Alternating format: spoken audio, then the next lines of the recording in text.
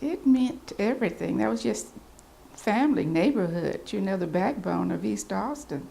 We just all grew up in that area and appreciated what we had. Wonderful teachers, wonderful atmosphere. It was just a really great place to have friends.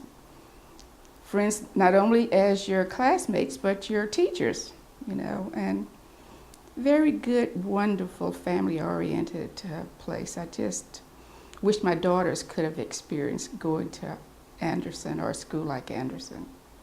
It was a great school, only black school in Austin.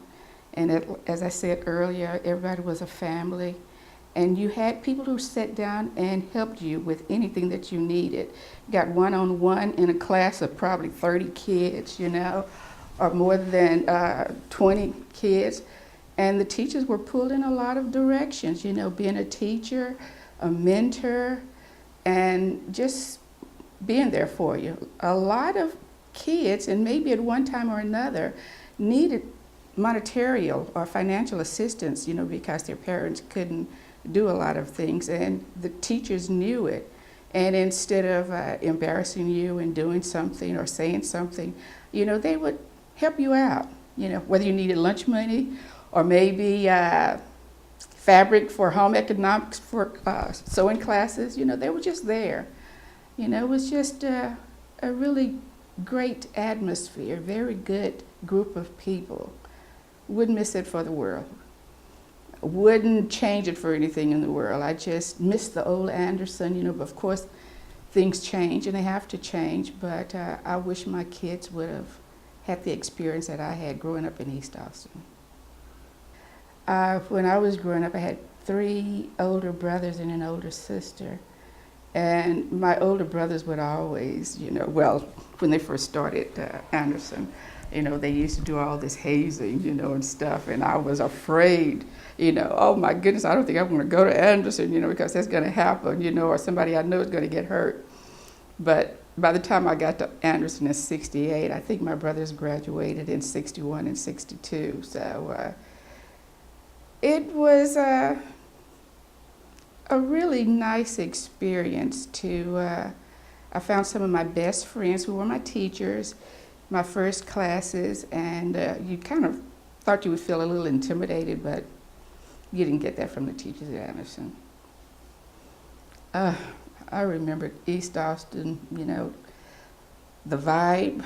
I mean, it was just everything, We had stores, we had clubs, of course, and there were just so many restaurants, hot sausage kitchens, I miss that, and we no longer have Cater's Kitchen, and a lot of nice places we would go, especially Ernie's Kitchen, Chicken Shack. I didn't go there until I was out of high school. I kind of miss that, My sister and brothers would go all the time, and I just, Ernie's, and of course, I don't think too many of us ever went to Charlie's Playhouse, even though it was very popular at the time. But a lot of us couldn't get in.